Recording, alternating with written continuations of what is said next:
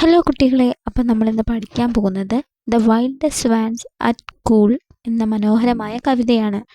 എഴുതിയത് W.B. വീറ്റേഴ്സ്. പ്രകൃതിയുടെ സൗന്ദര്യവും കാലത്തിൻ്റെ മാറ്റവും മനുഷ്യൻ്റെ മനസ്സിലെ വികാരങ്ങളും വളരെ മനോഹരമായി അവതരിപ്പിക്കുന്ന കവിതയാണിത്. കൂൾ പാർക്കിലെ ഹംസങ്ങളെ നോക്കി നിൽക്കുന്ന കവിയുടെ അനുഭവങ്ങളാണ് ഈ കവിതയുടെ ആധാരം.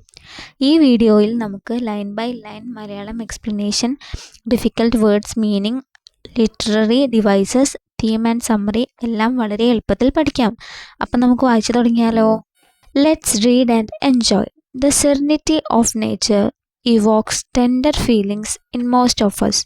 പ്രകൃതിയുടെ ശാന്തതയും സൗന്ദര്യവും നമ്മളിൽ സ്നേഹവും സമാധാനവും പോലുള്ള മൃദുവായ വികാരങ്ങൾ ഉണർത്തുന്നു. ഇവോക്ക് എന്ന് പറഞ്ഞാൽ ഉണർത്തുന്നു. Now let's read a poem by W.B.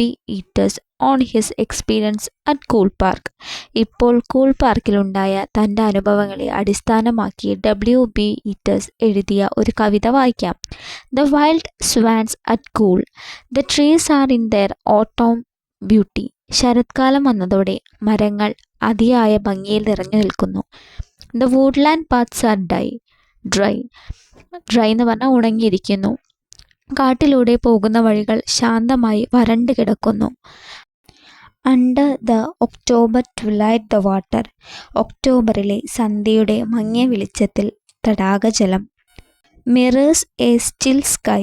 നിശ്ചലമായ ആകാശത്തെ കണ്ണാടി പോലെ പ്രതിഫലിപ്പിക്കുന്നു. ഒക്ടോബറിലെ സന്ധ്യയുടെ മങ്ങിയ വെളിച്ചത്തിൽ ആ തടാകത്തിലെ ജലം നിശ്ചലമായതുകൊണ്ട് നമ്മൾ ആകാശത്തെ നമുക്ക് കണ്ണാടി പോലെ ആ വെള്ളത്തിൽ കാണാമായിരുന്നു. അത്രയ്ക്കും ക്ലിയർ ക്രിസ്റ്റലായിട്ട് ആ വെള്ളത്തിൽ നമ്മുടെ ആകാശത്തിൻ്റെ പ്രതിഫലനം നന്നായി കാണാമായിരുന്നു എന്നാണ് കവി പറയുന്നത്. Upon the brimming water among the stones. കല്ലുകൾക്കിടയിൽ നിറഞ്ഞു നിൽക്കുന്ന വെള്ളത്തിന്മേൽ ആർ 950 swans. 59 ഹംസങ്ങൾ മനോഹരമായി നീന്തിക്കൊണ്ടിരിക്കുന്നു. കല്ലുകൾക്കിടയിൽ നിറയെ വെള്ളമാണ്. വെള്ളത്തിൻ്റെ മേലെ 59 ഹംസങ്ങൾ, സ്വാൻസ് എന്ന് പറഞ്ഞാൽ ഹംസങ്ങൾ, മനോഹരമായിട്ട് നീന്തുകയാണ് അവർ ചെയ്യുന്നത്. The 90th autumn has come upon me. ഞാൻ ഇവിടെ വരാൻ തുടങ്ങിയിട്ട് 19ാമത്തെ ശരത്കാലം എത്തിയിരിക്കുന്നു. Since I first made my count. ആദ്യമായി ഈ ഹംസങ്ങളെ എണ്ണിയ ദിവസത്തു നിന്നാണ് ഈ കാലയളവ്. I saw before I had well finished. എണ്ണി തീരുന്നതിന് മുമ്പ് തന്നെ ഞാൻ കണ്ടു. And suddenly mount. എല്ലാ ഹംസങ്ങളെയും പെട്ടെന്ന് പറന്നുയരുന്നത്. And scatters wheeling in great broken rings. അവ വലിയ വൃത്തങ്ങളായി ആകാശത്ത് ചുറ്റിപ്പറന്ന് പിരിഞ്ഞുപോയി. Upon their glamorous wings. അവയുടെ ചിറകുതട്ടലിൻ്റെ വലിയ ശബ്ദത്തോടു കൂടി. I have looked upon those brilliant creatures. ആ മനോഹരമായ ഹംസങ്ങളെ ഞാൻ ഏറെ നേരം നോക്കി നിന്നിട്ടുണ്ട്. And now my heart is sore. എന്നാൽ ഇപ്പോൾ എൻ്റെ ഹൃദയം ദുഃഖം കൊണ്ട് നിറഞ്ഞിരിക്കുന്നു. All is change since I hearing at twilight. ആദ്യമായി ഈ സന്ധ്യാസമയത്തിൽ ഞാൻ കേട്ട നിമിഷം മുതൽ എല്ലാം മാറിപ്പോയിരിക്കുന്നു. The first time on this shore. ഈ തീരത്ത് ആദ്യമായി എത്തിയപ്പോൾ the bell beat of their wings above my head. എൻ്റെ തലയ്ക്കു മുകളിൽ മണിയൊച്ച പോലെ കേട്ട അവരുടെ ചിറകുകളുടെ ശബ്ദം. ട്രോഡ് വിത്ത് എ ലൈറ്റർ ട്രെഡ്. അന്ന് ഞാൻ വളരെ സന്തോഷത്തോടെയും ഭാരം കുറഞ്ഞ മനസ്സോടെയും നടന്നിരുന്നു. അപ്പോൾ ഈ പേജിൽ കവി പറയുന്നത് എന്താണെന്ന് വെച്ചാൽ, പാർക്കിലെ പ്രകൃതി സൗന്ദര്യവും അവിടെ കാണുന്ന ഹംസങ്ങളെയും കുറിച്ചുള്ള തൻ്റെ അനുഭവം വിവരിക്കുകയാണ് കവി. ശരത്കാലത്തിൻ്റെ ഭംഗിയിൽ മരങ്ങളും ശാന്തമായ തടാകവും അതിൽ പ്രതിഫലിക്കുന്നു. ആകാശവും കവിയുടെ മനസ്സിനെ ആകർഷിക്കുന്നു. തടാകത്തിൽ 59 ഹംസങ്ങൾ മനോഹരമായി നീന്തിക്കൊണ്ടിരുന്നു. കവി ആദ്യമായി ഈ ഹംസങ്ങളെ കണ്ടിട്ട് 19 വർഷങ്ങൾ കഴിഞ്ഞിരിക്കുന്നു. അന്ന് യുവാവായിരുന്നു നമ്മുടെ കവി. അന്ന് സന്തോഷത്തോടെയും ഉത്സാഹത്തോടെയും ജീവിച്ചിരുന്നു. ഹംസങ്ങളുടെ ചിറകുതട്ടലിൻ്റെ ശബ്ദം കേട്ട് അന്ന് അദ്ദേഹം ആഹ്ലാദിച്ചിരുന്നു. ഇപ്പോൾ കാലം മാറിയിരിക്കുന്നു. കവിയുടെ ജീവിതത്തിലും മനസ്സിലും മാറ്റങ്ങൾ വന്നിരിക്കുന്നു. മുമ്പത്തെ സന്തോഷവും ലാളിത്യവും നഷ്ടപ്പെടുന്നുവെന്ന് അദ്ദേഹം തിരിച്ചറിയാണ്. എന്നാൽ ഹംസങ്ങൾ ഇന്നും പഴയതുപോലെ മനോഹരവും ശക്തവുമാണ്. അവയുടെ സൗന്ദര്യവും സ്വാതന്ത്ര്യവും മാറ്റമില്ലാതെ തുടരുന്നു. ഹംസങ്ങളെ നോക്കുമ്പോൾ കവിക്ക് സന്തോഷത്തോടൊപ്പം ഒരു വിഷാദവും തോന്നുന്നു. കാരണം പ്രകൃതി സ്ഥിരതയോടെ തുടരുമ്പോൾ മനുഷ്യജീവിതം കാലത്തിനൊപ്പം മാറിപ്പോകുന്നു. പോകുന്നു. കവിതയുടെ അവസാനം ഒരു നാൾ ഈ ഹംസങ്ങൾ ഇവിടെ ഇല്ലാതാകുമോ എന്ന ചിന്തയും കവിയെ അലട്ടുകയാണ്. അപ്പം നമുക്ക് നെക്സ്റ്റ് പേജിലേക്ക് കടന്നാലോ.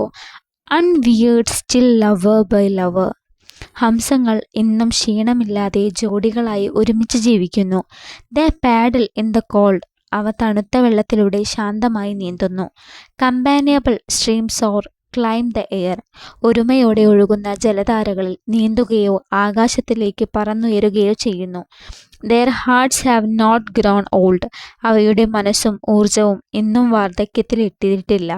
Passion or conquest wander where they will. സ്നേഹത്തിൻ്റെയോ വിജയത്തിൻ്റെയോ ആവശ്യത്തോടെ അവ എവിടേക്കും സഞ്ചരിക്കുന്നു. Attend upon them still. ആ ആവേശവും ശക്തിയും ഇന്നും അവയോടൊപ്പം തന്നെയുണ്ട്.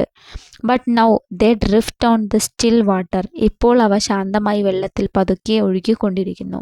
Mysterious beautiful. അവ അത്ഭുതകരവും മനോഹരവുമാണ്. Among what rushes will they build.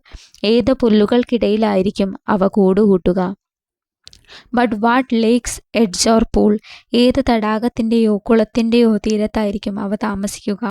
Delights men's eyes when I awake some day.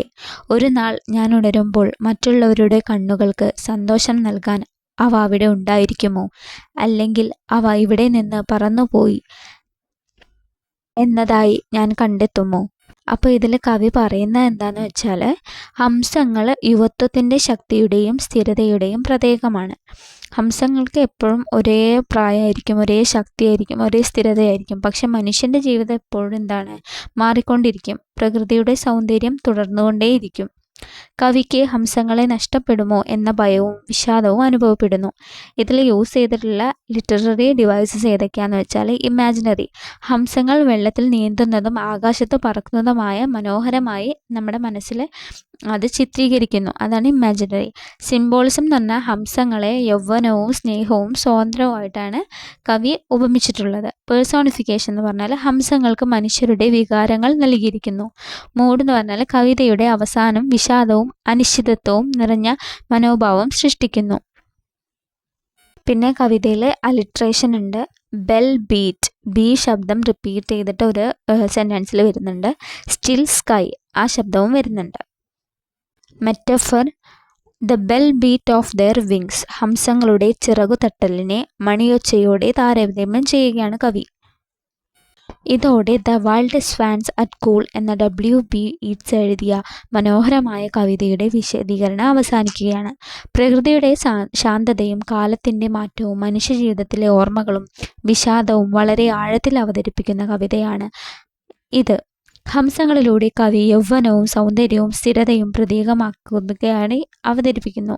Tough words ഏതൊക്കെയാണെന്ന് വെച്ചാൽ, സെറിനിറ്റി ശാന്തത, ബ്രമ്മിങ് നിറഞ്ഞു നിൽക്കുന്ന, ക്ലാമറസ് ശബ്ദമുണ്ടാക്കുന്ന, കമ്പാനിയബിൾ സൗഹൃദപരമായ, മിസ്റ്റീരിയസ് ദുരൂഹമായ, കോൺക്വസ്റ്റ് വിജയം, ട്വില്ലൈറ്റ് സന്ധ്യാസമയം, ട്രോഡ് നടന്നു,